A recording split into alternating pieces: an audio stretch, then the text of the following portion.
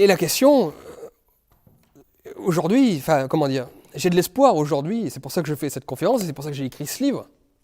C'est parce que je pense que nous en arrivons, nous revenons à ce désir de classicisme parce que la modernité arrive à sa fin. Et l'un des symptômes de cette fin, c'est l'écologie. Nous nous rendons compte, à nouveau, et là c'est le début de cette conférence, le début de cette causerie, nous nous rendons compte que les choses sont à nouveau fragiles. Nous nous rendons compte que les choses qui nous entourent, les choses auxquelles nous tenons, sont à nouveau fragiles et sont vulnérables. Ce que l'on a oublié pendant 2 siècles, étant dans une espèce de folie du moyen, justement pour aller plus vite, plus haut, plus grand, on se rend compte désormais que tout cela nous a fait perdre énormément de belles choses et de choses importantes, et que le monde est redevenu fragile, et qu'il était en train de se défaire. Alors dans la nature d'abord, on est en train de détruire la nature comme on le sait, mais aussi dans la civilisation, la société, de plus en plus, et y compris des hommes de gauche, finissent par regretter les petites choses que nous avons perdues, la politesse, la délicatesse, les choses raffinées, la beauté de petits détails, l'harmonie entre les gens. Il y a plein de choses que nous voyons disparaître. Et même pour les hommes de droite, eh bien, la civilisation tout entière, et en tout cas la nôtre.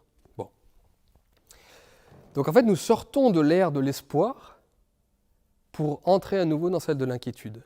Cette ère qui était en réalité celle de tous les anciens, de tous les classiques. Et qui n'est pas quelque chose qu'il faut mépriser, parce que l'espoir serait mieux que l'inquiétude. Non, non. L'inquiétude nous permet l'espoir, justement. L'inquiétude nous permet de nous maintenir et de pouvoir viser des choses plus nobles. Eh bien, le monde actuel entre à nouveau dans une ère d'inquiétude.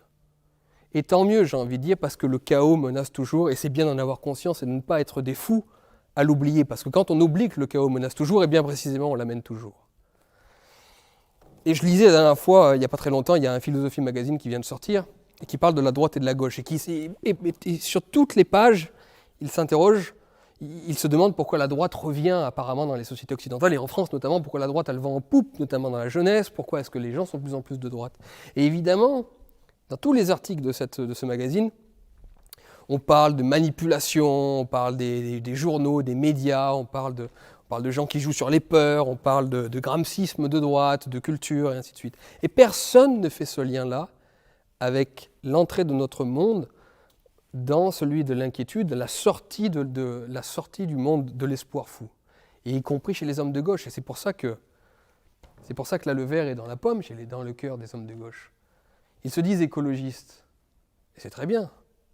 Mais l'écologie est une pensée totalement de droite. Je vous rappelle, c'est Ruskin en Angleterre, c'est beaucoup d'auteurs contre-révolutionnaires qui se sont souciés de la nature parce que justement l'homme de droite, l'homo endostaticus, veut l'harmonie avec son environnement. C'est ça qu'il recherche à tout prix. Et donc l'écologie, que vous le vouliez ou non, écologie qui veut dire science de la maison, science du foyer, science donc de l'identité, du chez-soi, est une science totalement de droite. Conservatrice, classique, liée aux anciens. Et l'on pourra sauver la nature que lorsque, justement, on en reviendra à tous ces principes classiques et qu'on mettra de côté les principes de la modernité et de la postmodernité qui ne cherchent à développer que les moyens, donc que la sagacitas. Donc nous entrons à nouveau dans une ère de droite.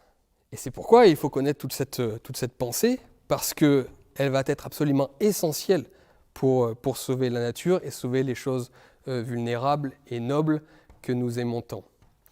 D'ailleurs, je dirais aussi que pour sauver la nature autour de nous, il faut d'abord ne pas commencer par nier celle qu'il y a en nous, ce qui est l'immense contradiction des écologistes de gauche. C'est-à-dire qu'il n'y a aucune nature en nous, nous sommes totalement plastiques, évidemment, mais il faut sauver la nature autour de nous. Encore l'extérieur est jamais passé par nous. Non, non.